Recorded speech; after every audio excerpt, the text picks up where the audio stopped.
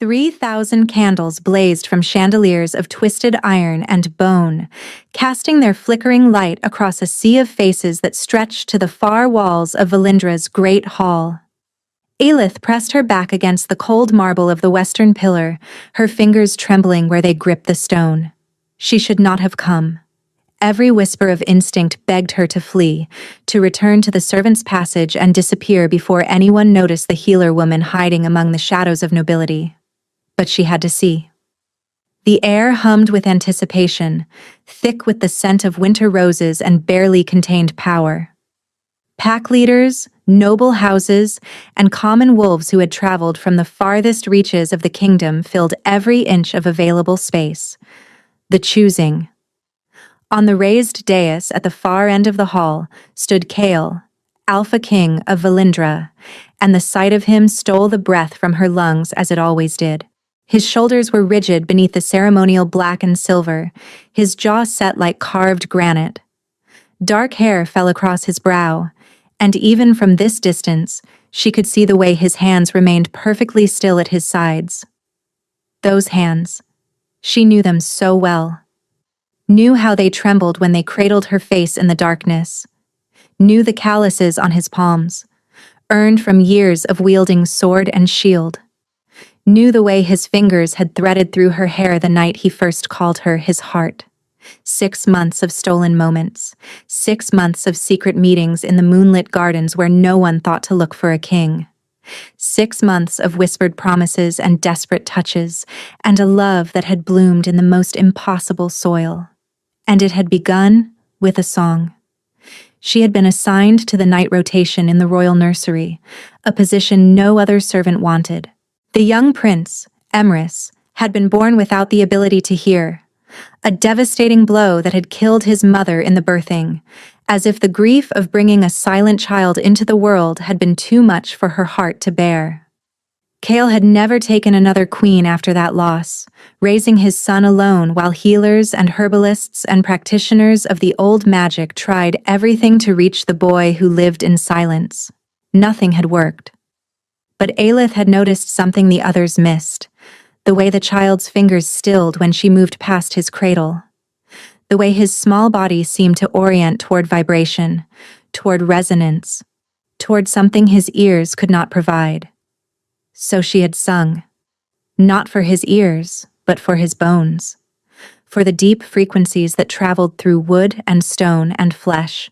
She had pressed her palm against his chest and let her voice pour into him, a lullaby woven from the old tongue, melodies that her grandmother had taught her were never meant for human hearing alone. And the deaf prince had turned his head toward her. It had taken weeks, then months.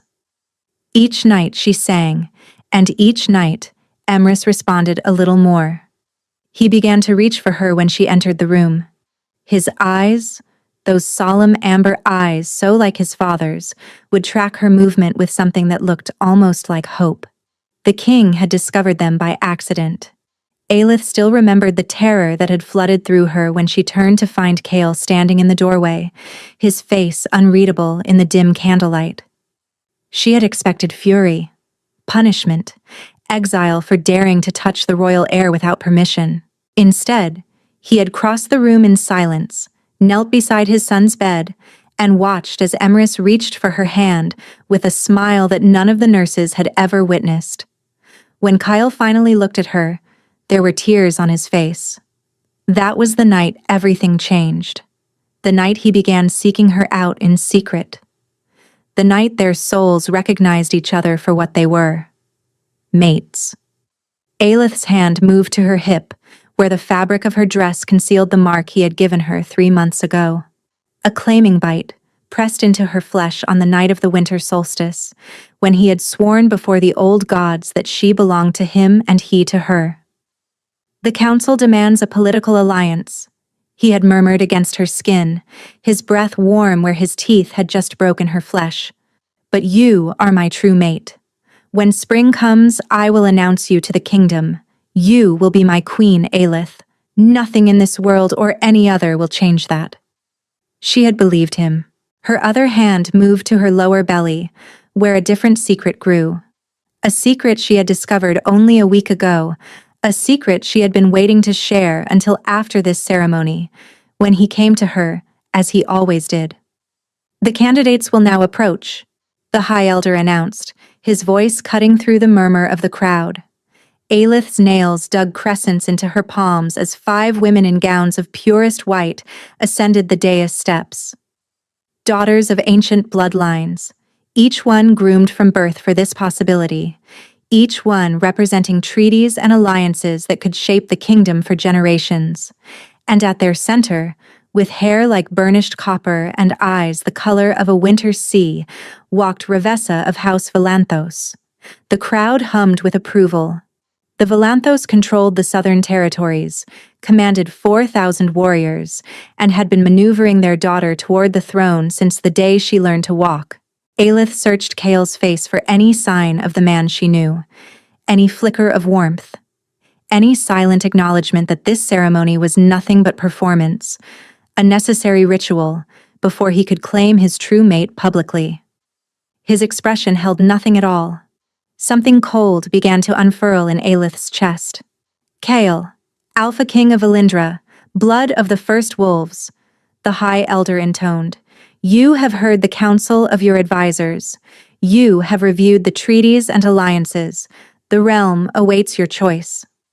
Silence stretched across the hall like a blade waiting to fall. Aelith stopped breathing. The mark on her hip burned with sudden intensity, pulsing in rhythm with her racing heart. She pressed her hand against it, willing him to feel her through their bond. Willing him to turn his head, to find her in the crowd, to declare that his choice had already been made in secret gardens under silver moonlight. Kael stepped forward. His movement was wrong, mechanical. His gait lacked the fluid grace she had memorized through countless stolen moments. And his eyes, those amber eyes that blazed with fierce love when he looked at her, seemed flat, hollow, as if something had reached inside him and scooped out everything that made him Kael. "I choose." His voice rang out, empty as an abandoned tomb. "Revessa of House Valanthos." The hall exploded. Cheers shook the ancient stones. Nobles embraced. Warriors howled their approval as an alliance that would strengthen the kingdom's borders for generations was sealed with 2 simple words. And Aelith felt her world shatter into 1,000 pieces. The mark on her hip flared with searing, blinding pain. She gasped, doubling over as agony radiated through her body, her hand flying to the place where his teeth had once claimed her flesh. It burned as if the bite itself was being torn from her skin. Through tear-blurred vision, she watched Kael take Revessa's hand, watched him raise it to his lips in the traditional gesture of acceptance. Watched the woman's mouth curve into a triumphant smile while the man Aelith loved showed nothing at all. He did not search the crowd. He did not hesitate.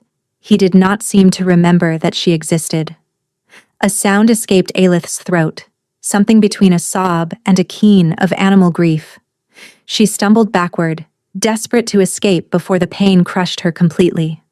The servants' corridors were empty, everyone having gone to witness the ceremony. Aelith ran through them blind, one hand pressed to her burning mark, the other wrapped protectively around her belly. His child, growing inside her while he chose another. She would not stay to watch him wed Revessa. Would not remain in the castle where she had sung lullabies to his son, where she had given him her heart, where she had been fool enough to believe that a nobody with a gift for song could ever truly hold the love of a king. Her chamber was small and sparse, holding only what she could carry. A few dresses, her mother's ring, the dried herbs she had gathered for the nausea that had plagued her mornings.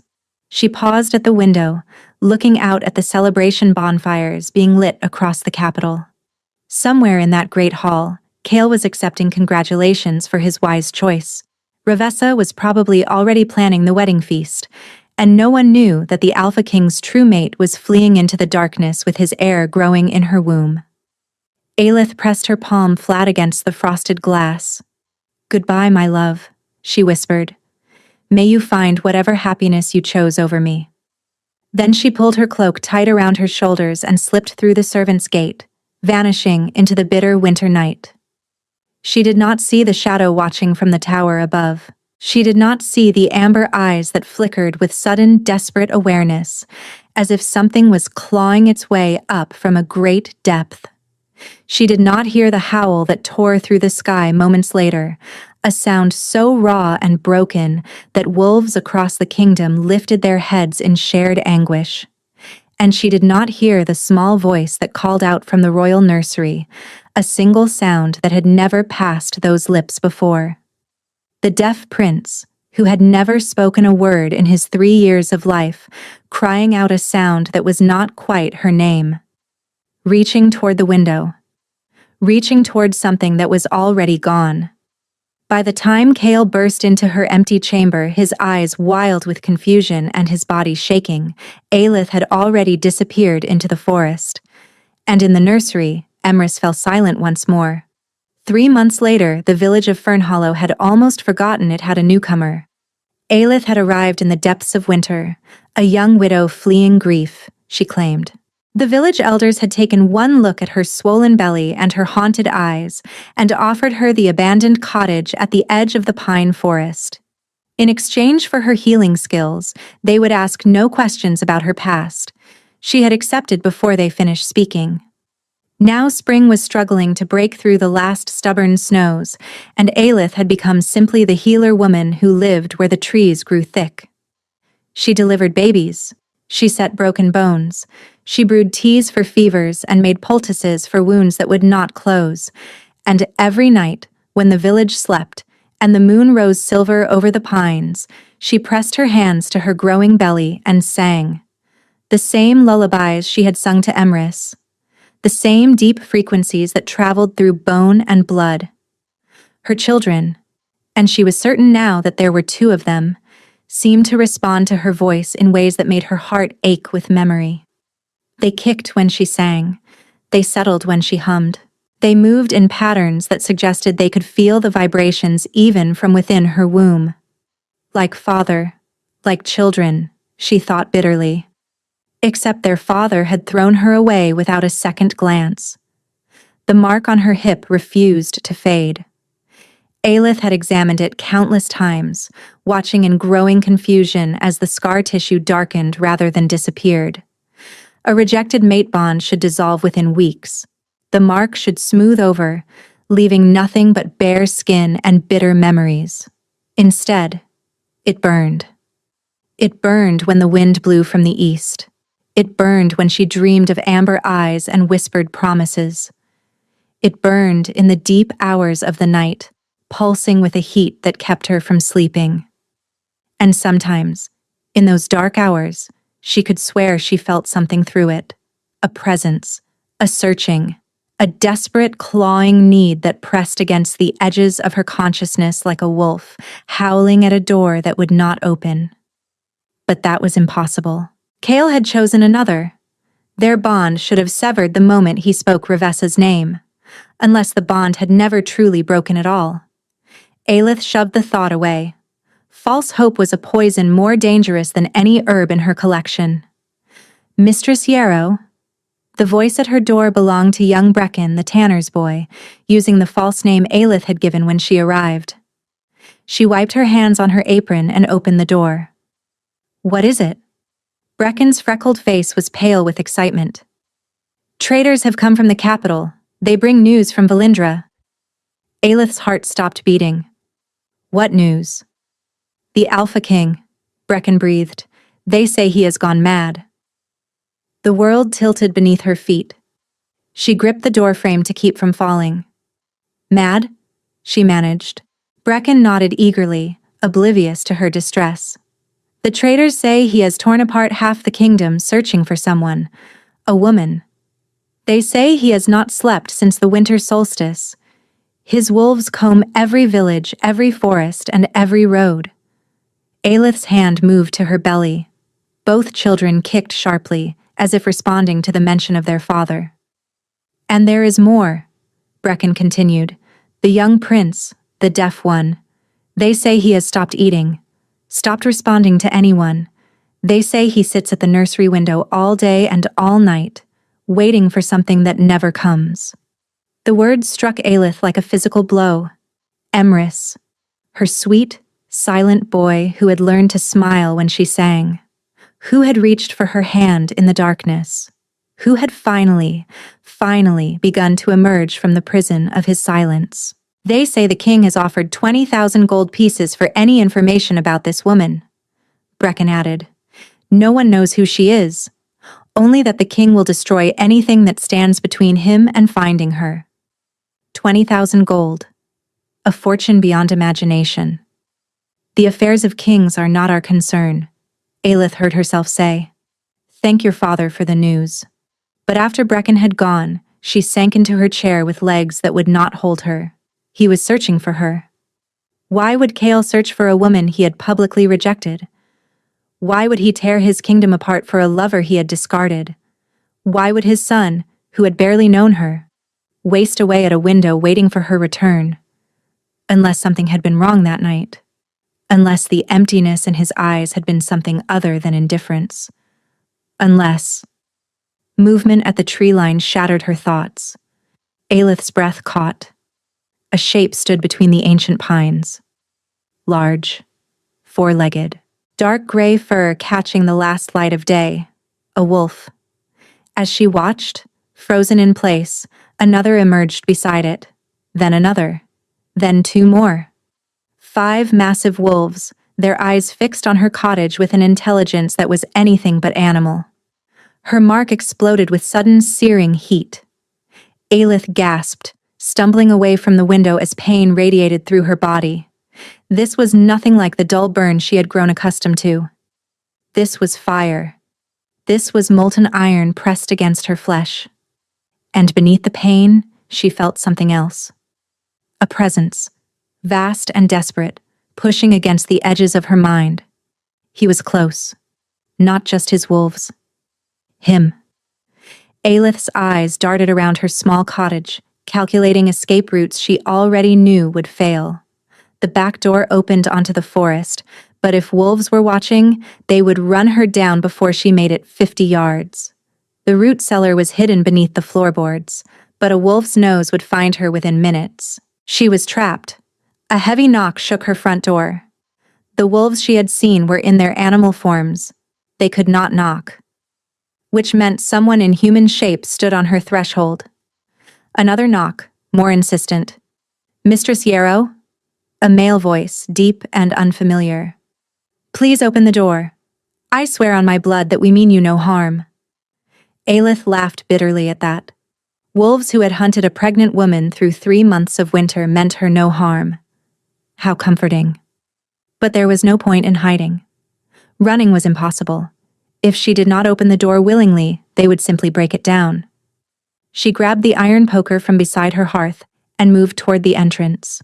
When she opened it, 3 men stood before her. 2 were clearly warriors, their massive frames and alert postures marking them as the Alpha King's elite guard. But it was the 3rd man who drew her attention. He was older than the others, his dark hair threaded with silver, his face carved with lines that spoke of decades of service and sorrow. His eyes were deep amber, and when they fell on her swollen belly, something like relief flooded across his weathered features. "My lady," he said, and the title made Aelith flinch. "I am Tiernan, first beta to the Alpha King. We have been searching for you for a very long time." "You are mistaken," Aelith said, her voice steady despite the terror coursing through her veins. "My name is Yarrow. I am a simple healer. I know nothing of kings." Tiernan's expression shifted to something that looked almost like pity. "You are Aelith, daughter of no house, formerly a servant in the royal castle. You were assigned to the nursery of Prince Immerse. You carry the king's claiming mark on your left hip and his children in your womb." The poker trembled in her grip. "How do you know about the mark?" "Because the king has described it to every wolf in the realm, because he has not slept more than an hour at a time since the night of the choosing. Because he has burned through healers, seers, and trackers by the dozen, all in desperate pursuit of the mate who vanished without a trace." Tiernan paused, his voice softening. And because Prince Immerse has not responded to a single soul since you left, he will not eat. He will not sleep. He sits at the nursery window and reaches toward the darkness, waiting for you to return. Aelith's knees nearly buckled. Immerse, she whispered. He spoke, my lady, the night you disappeared. For the first time in his life, he made a sound, a word that was almost your name. Tiernan's eyes glistened. None of us knew he was capable of it, and none of us have been able to coax another sound from him since. The grief hit Aelith like a wave, threatening to drag her under. Her sweet boy, her silent prince. He had spoken for her, and she had not been there to hear it. May we come in? Tiernan asked quietly. She should refuse. Every instinct screamed that she should slam the door and flee through the back, wolves or no wolves. But her legs were shaking, her mark was burning, and the babies had finally stilled, as if they too were listening. She stepped aside. Tiernan entered alone, leaving the guards at the threshold. He looked around her modest cottage, taking in the drying herbs, the simple furniture, the narrow bed where she had spent countless nights crying into her pillow. When he turned back to face her, his expression was grave. He did not choose her, Tiernan said. Revessa, I mean. He did not choose her willingly. Aelith's heart stopped. What? The night of the choosing, someone slipped a compound into the king's wine, a mixture of wolfsbane and other herbs we still cannot identify. It suppressed his wolf entirely, severed his connection to his instincts, to his bond. Tiernan's jaw tightened. To you. That is impossible, Aelith breathed. We thought so too, until the effects wore off 3 days later and the king woke screaming your name. The beta's voice hardened with old anger. He remembered nothing of the ceremony, nothing of choosing Revessa. The first thing he did was run to find you, and when your chamber was empty? He did not need to finish. Aelith sank into the nearest chair, her mind reeling. Drugged. He had been drugged. The empty eyes, the mechanical movements, the complete absence of recognition. It had not been rejection. It had been violation. Who did this? She demanded. House Valanthos. We are certain of it now, though we could not prove it at first. They have wanted their bloodline on the throne for 3 generations. With you gone and the king bound to their daughter by witnessed oath, they would have everything they desired. But you said he woke, that he remembered nothing. Surely he could annul. A witness choosing cannot be undone by the king's word alone. The council must agree. And the council has been infiltrated by Valanthos allies. Tiernan leaned forward. My lady, you must understand. Kael has been fighting a war on 2 fronts. He battles the political machinations of House Valanthos while simultaneously tearing apart the kingdom to find you. His wolf has been at war with his human mind since the moment he regained consciousness. If he does not find you soon, he will go feral, Aelith finished, horror blooming in her chest. An alpha wolf separated from his true mate for too long could lose himself entirely to the beast within. And an alpha of Kael's power, driven mad by a severed bond, would become something monstrous. I cannot go back, she heard herself say. Revessa, the Valanthos, they will kill me. They will kill my children. Which is precisely why I have not told the king exactly where you are. Tiernan reached into his coat and withdrew a folded letter. This was intercepted 3 weeks ago by one of our spies within House Valanthos. Aelith took the paper with numb fingers. The seal was broken, but she could still see the serpent crest of House Valanthos pressed into dark wax. The message was brief. The healer woman has been located in the northern territories. The problem will be eliminated before the full moon rises. Our queen's position must be secured. Long live the Valanthos bloodline. Ice flooded her veins. Assassins, she breathed. Already dispatched, Tiernan confirmed grimly. We intercepted this by chance. We do not know how many have been sent, or how close they are. His eyes found hers with urgent intensity. My lady, Kael will find you with or without my help. The bond is guiding him. Every day, he draws closer. But if the Valanthos assassins reach you first. A howl split the evening air.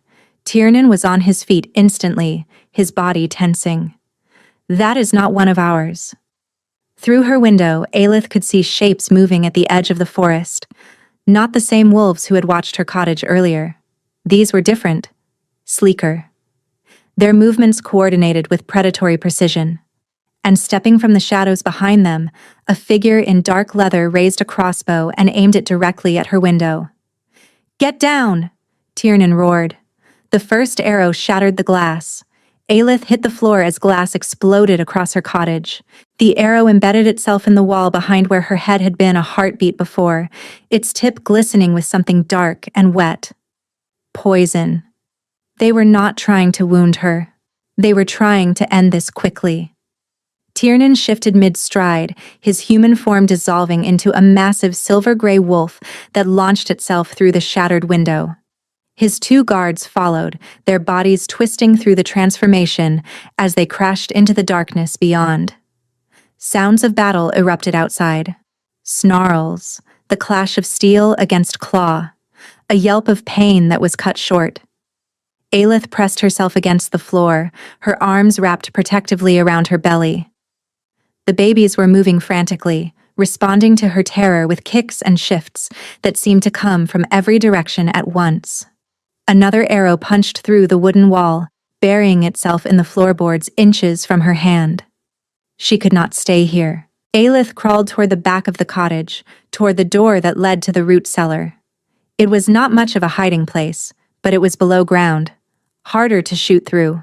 She had almost reached it when the front door exploded inward. A figure stepped through the wreckage, lean and lethal, dressed in dark leather that seemed to drink the fading light. A woman, Aelith realized. Young, with sharp features and cold gray eyes that swept the room with professional efficiency. When those eyes found Aelith crouched on the floor, the woman smiled. "The king's whore," she said, her voice carrying the cultured accent of southern nobility. "House Valanthos sends its regards." She raised a curved blade that gleamed with the same dark coating as the arrows. Aelith's hand closed around the iron poker she had dropped. It was a pitiful weapon against a trained assassin, but it was all she had. "Stay back," she warned, her voice shaking. The woman laughed. "Or what? You will poke me to death?" She stepped closer, blade held with casual expertise. "I was hoping you would run. The hunt is always more satisfying when the prey believes it has a chance." Through the broken window, Aelith could hear the battle still raging. Tiernan and his guards were fighting, but they were overwhelmed. She could hear it in the increasing desperation of their snarls, the growing frequency of pained yelps. No one was coming to save her. The assassin raised her blade, and Aelith did the only thing she could think to do. She opened her mouth and sang. It was not a lullaby this time, not the gentle, bone-deep frequencies she had used to reach Immerse through his silence. This was something older, something her grandmother had taught her never to use, had made her swear to keep buried. The death song. A frequency that did not soothe, a vibration that did not heal, a sound that shattered. The note that poured from Aelith's throat was barely audible to human ears, pitched at the very edge of perception. But it resonated through the cottage like a physical force, rattling the windows, vibrating the floorboards, humming in the iron poker still clutched in her hand. The assassin froze mid-step, her eyes widening with sudden confusion. The blade in her grip began to tremble. Aelith pushed harder, pouring everything she had into the song, her fear, her grief, her rage at the months of exile and heartbreak. Her desperate, primal need to protect the lives growing inside her. The assassin's blade cracked, then it shattered, fragments of poisoned steel scattering across the floor like dark snow. The woman stared at the empty hilt in her hand, her face twisting with disbelief. "What are you?" Aelith did not answer. She could not. The song was draining her, pulling from reserves she did not know she had. Her vision was darkening at the edges. Her body was shaking with exhaustion, but she did not stop. The frequency shifted, and the assassin screamed. It was not a battle cry. It was agony. The woman clapped her hands over her ears, but there was no blocking a sound that traveled through bone itself. She dropped to her knees, blood beginning to trickle from her nose. "Stop," she gasped. "Stop, please." The cottage door frame cracked. The iron chandelier above them groaned and twisted. Outside, wolves on both sides of the battle had frozen, their sensitive ears overwhelmed by a sound that should not exist. Aelith's voice faltered. The song died in her throat as her strength gave out completely. She collapsed against the wall, her vision swimming, her hands pressed to her belly where the babies had finally gone still. Too still. "No," she breathed, terror flooding through her exhaustion. "No, no, please." The assassin was recovering, pushing herself up from the floor with murder in her eyes. Blood still dripped from her nose, but her hand was reaching for a knife at her belt. "You will pay for that," she snarled. "I am going to gut you slowly. I am going to make you watch while I cut those abominations from your—" The wall behind her exploded. Something massive crashed through the timber and stone, something darker than shadow and vast as a nightmare. The assassin spun, knife raised, but she never had a chance. Jaws the size of her torso closed around her body. Aelith watched, too drained to move, as the enormous wolf shook the assassin like a rag doll. The sound of snapping bones filled the cottage. Then the wolf flung the broken body aside and turned in a circle, searching for more threats. Finding none, those blazing golden eyes fixed on her. He was the largest wolf she had ever seen. His fur was pure black, absorbing the candlelight like a void given form. Power radiated from him in waves that pressed against her skin like physical weight. And his eyes.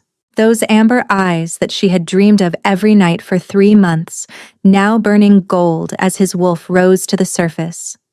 Eyes that had been empty and hollow the last time she saw them, but now blazed with an intensity that stole what remained of her breath. The wolf approached her slowly. Aelith knew she should be afraid. This was not the man she remembered. This was the beast beneath, barely contained, driven half-mad by months of separation from his mate. But when he finally stood before her, when he lowered his massive head and pressed his nose gently to her swollen belly, she felt no fear at all. Only recognition. The babies kicked, both of them at once, responding to their father's presence with movements so strong she gasped. The wolf made a sound that was almost a whimper. Then the shift began. It happened between one breath and the next. One moment, a beast stood before her. The next, a man knelt in the wreckage of her cottage, his hands hovering over her stomach as if he was afraid to touch her. Kale looked up, and the Alpha King of Valindra was weeping. "You are alive," he breathed, his voice shattered and raw. "Aelith, you are alive, and you are—" His eyes dropped to her belly. His hand reached toward it, trembling, then stopped. "May I?" he whispered. The question broke something inside her. The most powerful wolf in 3 kingdoms, kneeling before her in the blood and debris of a battle he had won, asking permission to touch his own children. Aelith took his hand and pressed it to her stomach. The babies kicked again, both of them reaching toward their father's warmth. And Kale, Alpha King of Valindra, dropped his head and sobbed. Aelith had imagined this moment countless times during her months of exile. She had imagined fury, cold indifference. The king dragging her back to Valindra in chains to face punishment for fleeing without his permission. She had never imagined him broken at her feet, weeping with relief, his whole body shaking as he felt his children move beneath his palm. But imagination had been kind compared to reality, because reality included 3 months of grief. 3 months of believing she had been thrown away like refuse. 3 months of carrying his heirs alone while her heart rotted in her chest. She pulled away from his touch. Kale's head snapped up, his tear-streaked face shifting from relief to confusion. "Aelith? Do not." Her voice came out harder than she intended. "Do not touch me as if you have the right. I have every right. You are my mate. I am the woman you rejected before 3,000 witnesses. The words tasted like ash, but she forced them out. I am the woman who stood in the shadows and watched you choose another. I am the woman who fled into the winter with your children in my belly because I believed, because I had every reason to believe, that you had thrown me away. Cale flinched as if she had struck him. I did not choose her. Aelith, please, you must believe me. I was drugged. The Volanthos poisoned me. I remember nothing of that night except waking 3 days later with my wolf howling and your scent fading from my chambers. How convenient. Convenient?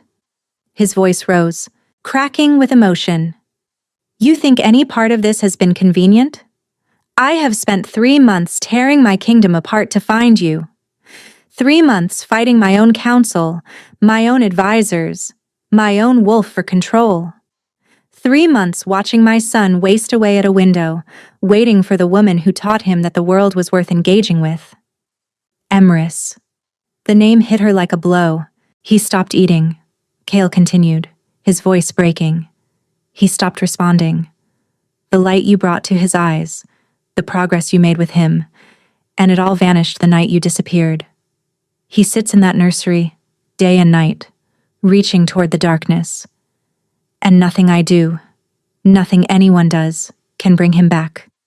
That is not fair, Aelith whispered. You cannot use your son to— I am not using him.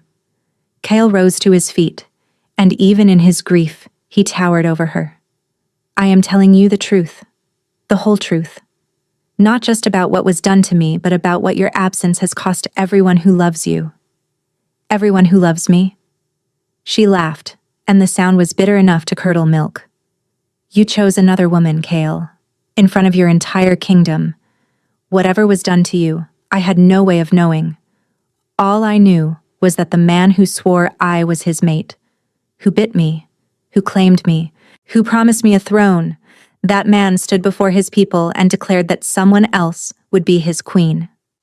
Her voice cracked. She hated the weakness, but she could not stop it.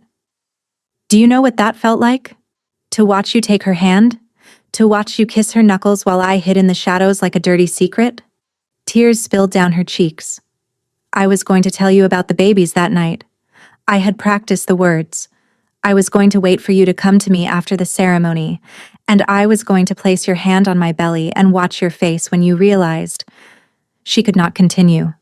Kyle reached for her, but she stepped back, shaking her head. 3 months, she choked out.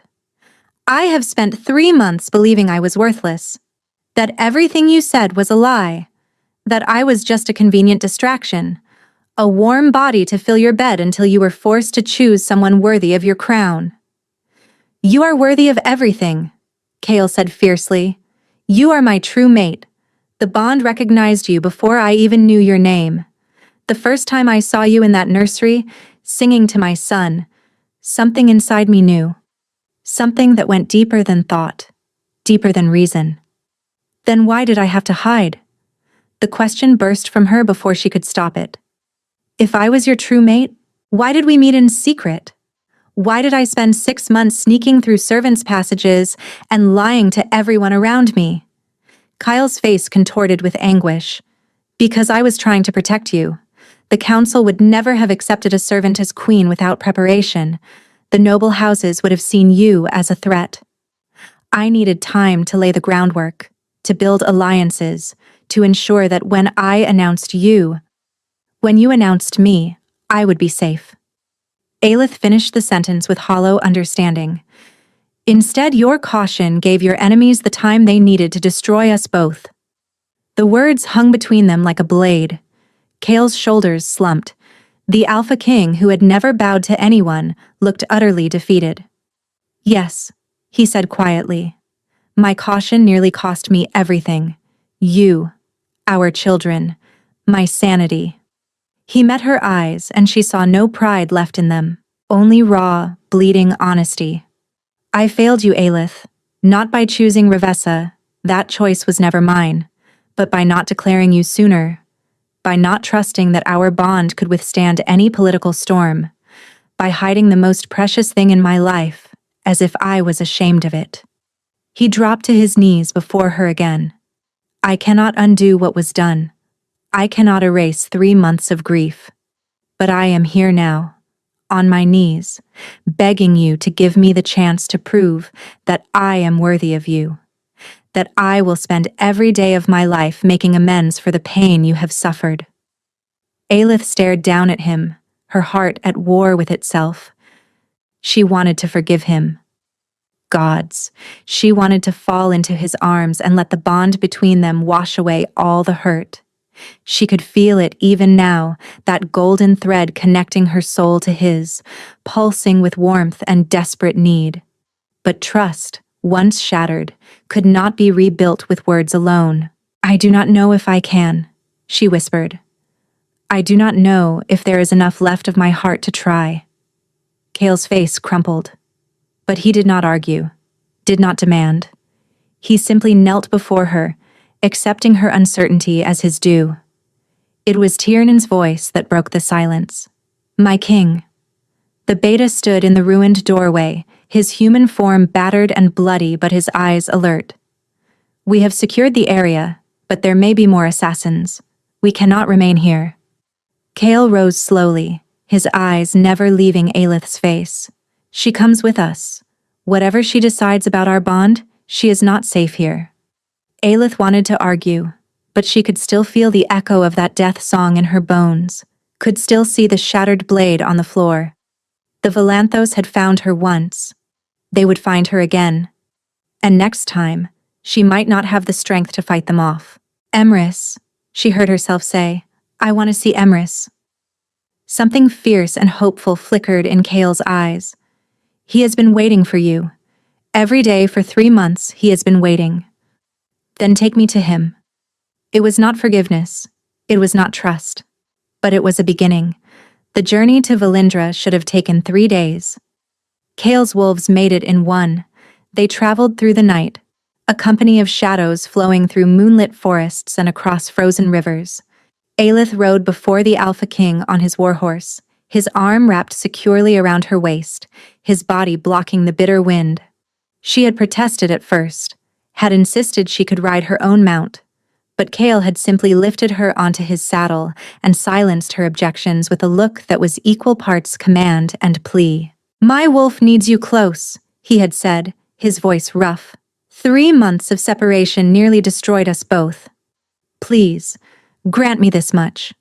So she had relented, leaning back against his chest, feeling his heartbeat steady and strong against her spine. The babies seemed to approve of the arrangement. They had settled into peaceful stillness, their movements calm and rhythmic for the first time in months. As the hours passed, Kyle talked. He told her about waking from the drugged haze to find Revessa in his chambers, her hands on his chest, her lips curved in triumph. About the horror that had flooded through him when he realized what had happened, about throwing her across the room with enough force to crack the wall, then running through the castle like a madman, screaming Aelith's name.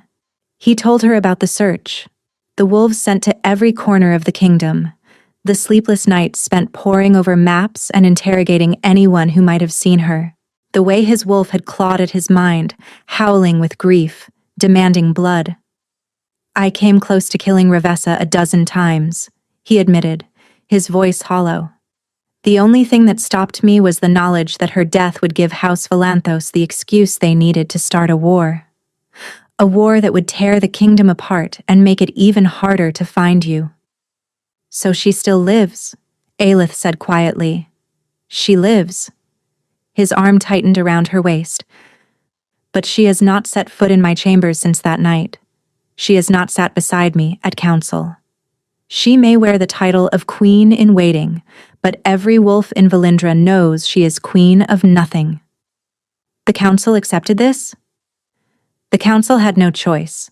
I made it clear that any advisor who pressed the issue would find themselves explaining their position to my wolf. A dark satisfaction colored his words. They learned quickly that some topics are not open for debate. Aelith fell silent, processing this. The Cale she had known, the man who had been so careful about politics and appearances, would never have threatened his own council. would never have let his wolf so close to the surface. 3 months of searching had changed him, hardened him, stripped away the diplomatic restraint that had kept him from declaring her openly. She was not sure if that was a comfort or a warning. "Tell me about Immerse," she said, changing the subject. "Everything. I need to know what I am walking into." Cale's chest expanded with a heavy breath. "After you left, he was inconsolable. The nurses said he screamed for hours. Screamed Aelith. Sounds that should have been impossible for him. By morning, he had gone silent again, but it was worse than before. He had retreated somewhere inside himself where none of us could reach." Aelith's throat tightened. "And the progress we made? The responses to vibration? To touch? Gone. He flinches away from contact now. Covers his face when anyone tries to engage him. The only time he shows any awareness is when he is at the window." Cale's voice cracked. "He reaches toward the east, Aelith, toward the direction you fled, as if some part of him knows you are out there and he is waiting for you to come home." Tears burned behind her eyes. Her sweet, silent boy. She had worked so hard to draw him out of his prison, and her leaving had locked the door behind her. "I will reach him again," she said, and it was both a promise and a prayer. "Whatever it takes, I will bring him back." Cale pressed his lips to her hair. "I know you will. You are the only one who ever could." They rode in silence for a time, the rhythm of hoofbeats and the whisper of wind through pines filling the space between them. The bond pulsed gently, a thread of warmth connecting them even through the armor of Aelith's caution. She could feel his emotions bleeding through, his relief at having found her, his terror of losing her again, his desperate, aching love that had not dimmed despite 3 months of separation. And beneath it all, a guilt so vast it threatened to swallow him whole. He blamed himself. For the drugging, for the choosing, for every day she had spent alone and afraid and believing herself worthless. He would carry that guilt forever, she realized. No matter what she said or did, he would never forgive himself for failing to protect her. The thought softened something in her chest. Not forgiveness, not yet, but something closer to understanding. As dawn painted the sky in shades of rose and gold, the spires of Valindra emerged from the morning mist. The capital city spread before them, ancient and magnificent, its towers reaching toward the heavens. But something was wrong. Smoke rose from several quarters of the city. The distant sound of shouting reached their ears, and on the great banner that flew above the castle gates, the royal crest had been torn down. In its place flew the silver serpent of House Valanthos. "No," Tiernan breathed from somewhere behind them. "They would not dare." Cale's arm turned to iron around Aelith's waist, a growl built in his chest, so deep she felt it vibrate through her spine. "They have taken the castle," he said, his voice deadly quiet. "How?" Aelith demanded. "You were gone barely a day." "Because they were waiting for this, waiting for me to leave, to take my best wolves with me." His eyes blazed with sudden gold as his wolf surged toward the surface. This was their plan all along. Draw me out, take the throne while my back was turned. A rider burst from the city gates, galloping toward them at reckless speed. One of Cale's scouts, her face ashen with fear. "My king," she gasped, reining her horse to a stop. "The Valanthos struck at midnight. They had allies among the guard, more than we knew. Lord Valanthos has declared himself regent, claiming your obsession has rendered you unfit to rule." The growl in Cale's chest became a snarl. "There is more." The scout's voice trembled. "Lady Ravessa has been crowned queen. She has demanded that you surrender yourself for trial. If you refuse..." "If I refuse, what?" The scout swallowed hard. "If you refuse, she will execute the hostages. Everyone in the castle who remained loyal to you, the servants, the guards who would not bend the knee." Her eyes flickered to Aelith. "And the prince. She says if you do not surrender by sunset, she will kill your son herself." The world went silent. Aelith felt Kale's body turn to stone behind her, felt the bond between them flood with a rage so vast it stole her breath. Immerse, her sweet, silent boy who had reached for her through 3 months of darkness, in the hands of the woman who had stolen everything. The battle for Valindra began at noon. Kale's wolves struck the outer walls like a thunderstorm made flesh, their fury magnified by 3 months of frustration and the primal need to protect their king's mate and heir. The Valanthos had fortified the gates, but they had not anticipated the sheer ferocity of wolves fighting for something far more precious than territory. Aelith watched from a protected position on the hillside, her hands pressed to her belly, her heart in her throat. Through the bond, she could feel Kale's rage like a living flame, burning through everything in its path.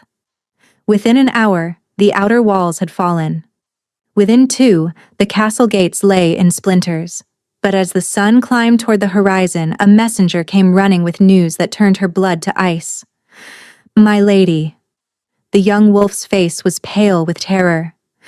"Lord Valanthos has barricaded himself in the great hall with the hostages. He says if the king does not surrender, he will begin executing them one by one." Aelith's nails bit into her palms. "And Immerse?" The messenger's voice cracked. "The prince is with him. Lady Revessa has a blade to his throat." The world narrowed to a single point of white-hot fury. She was moving before anyone could stop her, ignoring the shouts of the guards Kale had left to protect her. Her body ached from the journey, her back screaming with the weight of the twins, but none of that mattered. Immerse needed her. The castle corridors were chaos. Bodies of fallen wolves littered the stone floors. The scent of blood hung thick in the air. But Aelith pushed through it all, following the pull of something deeper than the mate bond, the invisible thread that had connected her to Kale's son since the first night she sang to him. She found Kale at the doors of the great hall, held back by Tiernan and 4 other wolves. "You cannot go in there," Tiernan was saying. "It is exactly what Valanthos wants. The moment you cross that threshold, my son is in there with a blade at his throat." Kyle's voice was barely human, his eyes blazing gold with barely restrained fury. "Do you truly expect me to stand here and negotiate? I expect you to think, if you die, Valindra falls. If Valindra falls, everyone dies, including the prince, including your mate, including the children she carries." Kale's body shook with the effort of restraining his wolf. Aelith could feel the beast clawing at his mind, demanding blood, demanding vengeance. "Kale." He spun at the sound of her voice, his eyes wild. "Aelith, what are you doing here? I told you to stay. I know what you told me." She stopped before him, her chin raised. "And I am telling you that I will not hide while your son dies." "Our son," Kale corrected hoarsely. "You are his mother in every way that matters. He has always been ours." The words struck her like a physical blow. She had never allowed herself to think of Immerse that way, had never dared to claim that kind of bond with the prince. But hearing Kale say it, seeing the truth of it in his eyes. "Then let me save him," she said. "Absolutely not. If you go in there, if I go in there, I give you the distraction you need." Aelith's voice was steady, even as her heart raced. "Valanthos wants you, Kale. He wants to break you. But he does not know what I am. He does not know what I can do." She thought of the death song that had shattered the assassin's blade, the power that had erupted from her when her children were threatened. "Let me go to them," she continued. "Let me offer myself as a hostage in exchange for the others. While Valanthos is focused on his victory, you find another way in." "You are asking me to let you walk into the hands of people who have been trying to kill you for months. I am asking you to trust me." Aelith reached up and pressed her palm against his cheek. "You said you failed me by not trusting our bond to withstand the storm. This is your chance to prove you have learned.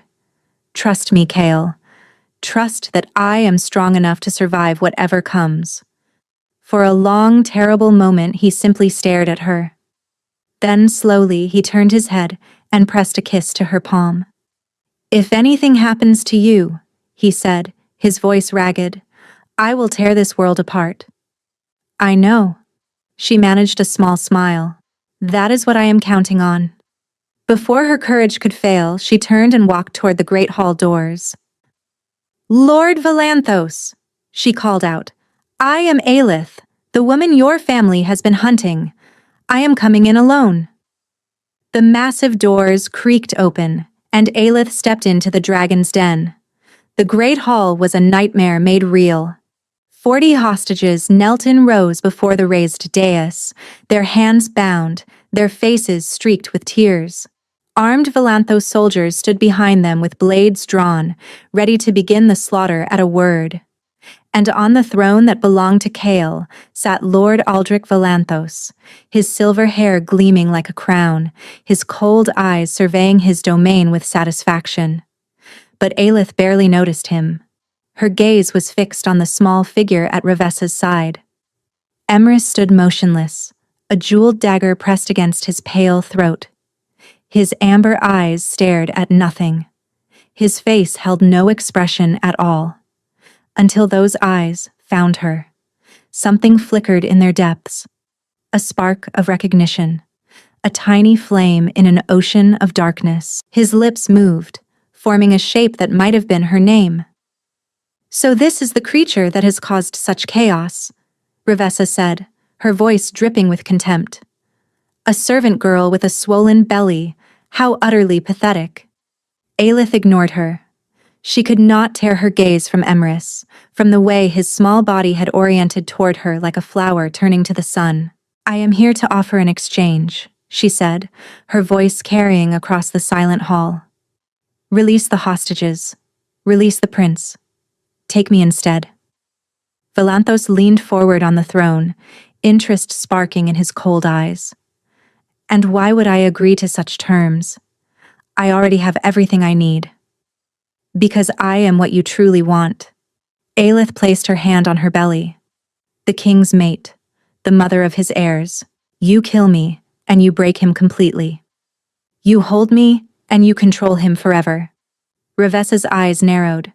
"Father, we should simply kill her now. She is too dangerous to—" "Silence." Valanthos raised a hand. "The girl makes an interesting point." He studied Aelith with calculating precision. "Very well, I accept. Guards, release the hostages, secure the woman." "And the prince?" Aelith pressed. "He goes free as well." Something ugly flickered across Valanthos's face. "The prince stays. Insurance against the king's temperament." It was not enough. But as the hostages were cut free and began stumbling toward the doors, Aelith knew it was all she was going to get.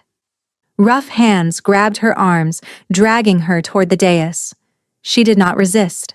She needed to be closer, needed to reach Immerse. Revessa watched her approach with barely concealed hatred. "You should have stayed hidden, little healer.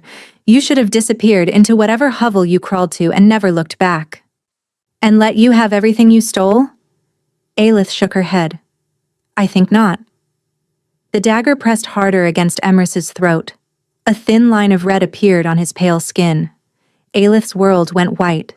Something vast and terrible surged up from her core, power she had never felt before, power that had been sleeping in her blood her entire life. The babies responded instantly, their own nascent magic intertwining with hers, amplifying it beyond anything she could have imagined. She opened her mouth and sang. This was not the death song she had used against the assassin. This was something older, something primal, a frequency that resonated with the very bones of the earth that traveled through stone and steel and flesh with unstoppable force. The sound that poured from her throat was not entirely human. Every wolf in the hall dropped to their knees, hands clapping over their ears. The Valanthos soldiers screamed as the frequency overwhelmed their sensitive hearing. Windows shattered, chandeliers swayed, cracks spread across the ancient stone walls. Revessa's dagger hand trembled violently, then it went slack. The blade clattered to the floor. Immerse stumbled forward, freed from his captor's grip, and Aelith caught him in her arms. The moment she touched him, her song shifted, becoming something soft and warm and healing. The same frequencies she had used in the nursery, the vibrations that traveled through bone instead of air. The little prince pressed his face against her chest, his small body shaking with silent sobs. And then he spoke. "Mama." A single word, barely more than a breath. But Aelith heard it. She felt it vibrate against her heart. Mama came back. Tears streamed down her face as she held him closer. "Yes, my darling, Mama came back. And I am never leaving you again." The great hall doors exploded inward.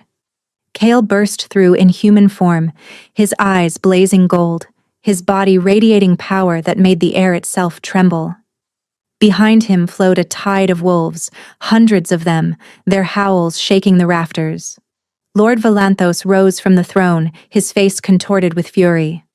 "Guards! Kill them all!" But there were no guards left standing. Aelith's song had shattered their will to fight. They lay curled on the floor, whimpering, their ears bleeding from the frequencies that no wolf was meant to endure. Only Revessa remained upright, her face twisted with hatred as she scrambled for the fallen dagger. Kale reached her before her fingers could close around the hilt. His hand wrapped around her throat, lifting her off the floor as if she weighed nothing. "You threatened my mate," he said, his voice barely human. "You held a blade to my son's throat. Give me one reason why I should not tear you apart where you stand." Revessa's face purpled. Her feet kicked uselessly in the air. "Kale." Aelith's voice cut through his rage, "Not in front of Immerse." The Alpha King froze. His eyes flickered to his son, still pressed against Aelith's chest, still trembling from his ordeal. Slowly, deliberately, Kale lowered Revessa to the floor. "You will face judgment before the assembled packs," he said, his voice cold as winter stone. "You and your father both. And when that judgment falls, you will pray I had killed you quickly." He released her, and she crumpled to the ground, gasping for air. Then Kale crossed to where Aelith knelt with their son, and dropped to his knees beside them. "He spoke," Aelith whispered, tears still flowing. "Kale. He spoke to me. He called me." "I heard." Kale's voice broke. "I heard every word." He wrapped his arms around them both, pulling his family close, his body shaking with emotions too vast to contain. And in the great hall of Valindra, surrounded by defeated enemies and loyal wolves, the Alpha King finally allowed himself to weep. The trials of House Valanthos lasted 3 days.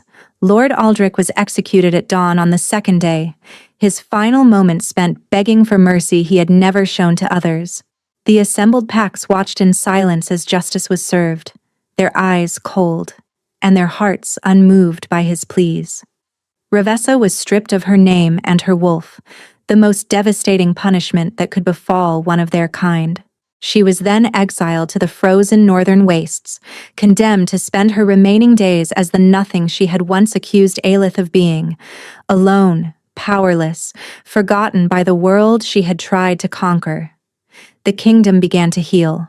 Wolves who had been forced to serve under Valanthos' occupation came forward to swear renewed loyalty to their true king. The council, purged of traitors, formally annulled the choosing and declared Revessa's brief reign illegitimate. Trade routes reopened. Bonfires of celebration replaced the smoke of war, but it was the quieter moments that mattered most. On the evening of the 3rd day, Aelith sat in the royal nursery with Immerse on her lap. She sang to him as she had before, her voice weaving frequencies that traveled through bone and blood, reaching the places his ears could not. And he responded.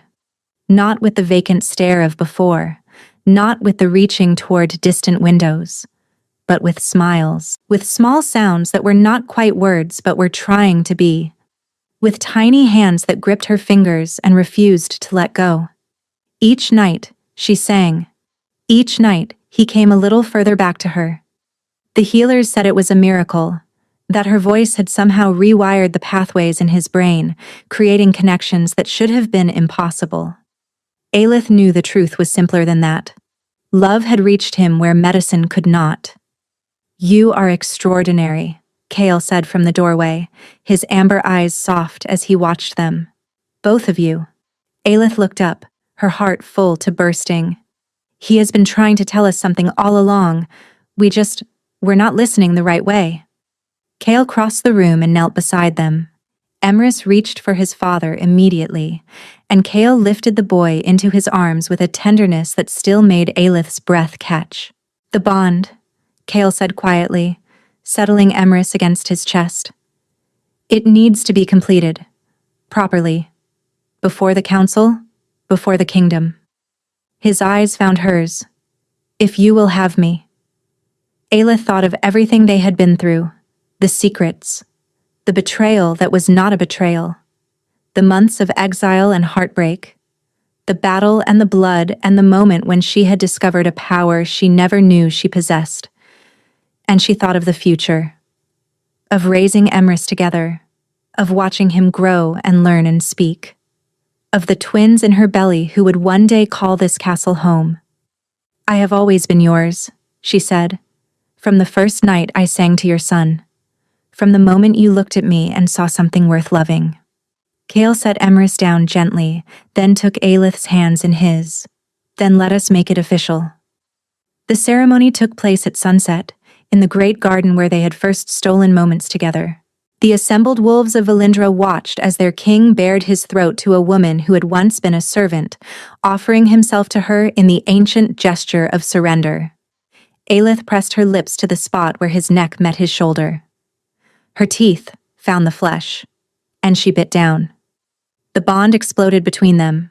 It was not pain, it was completion. Two souls finally becoming one, every barrier between them dissolving like morning mist.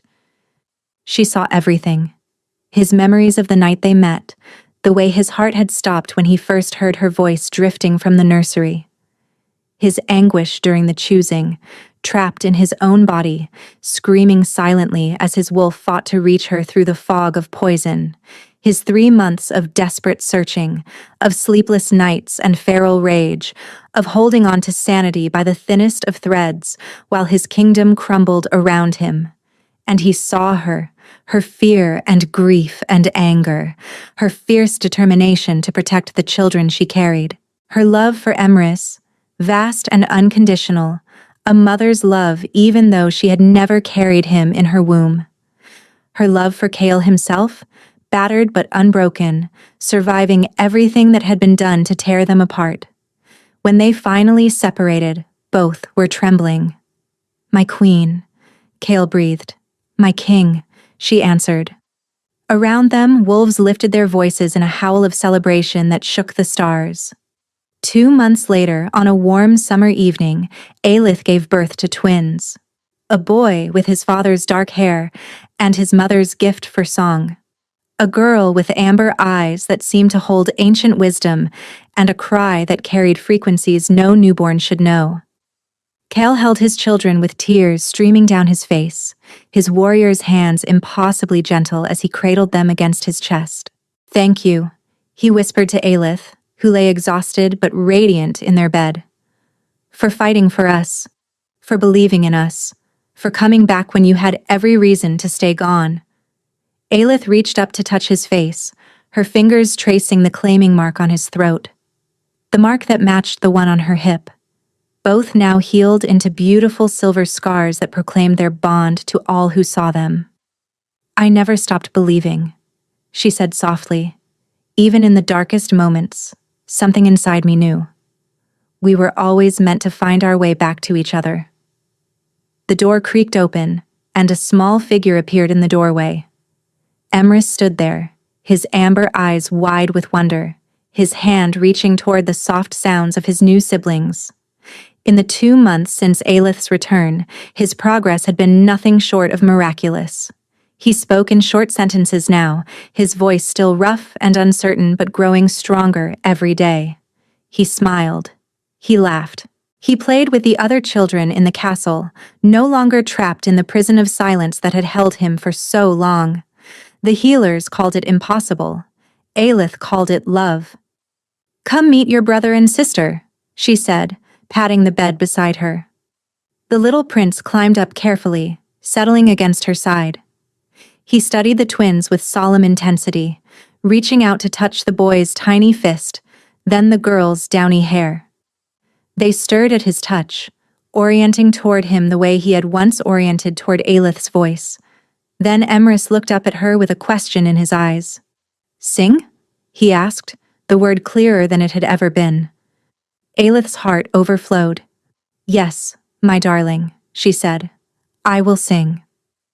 And as the sun set over Valindra, painting the sky in shades of gold and rose, Aelith's voice rose in a lullaby that traveled through bone and blood and soul, a song of love and loss and finding, a song of family forged through fire, a song that would echo through the halls of the castle for generations to come. Immerse closed his eyes and smiled, feeling the music in his chest the way he always had, the way he always would.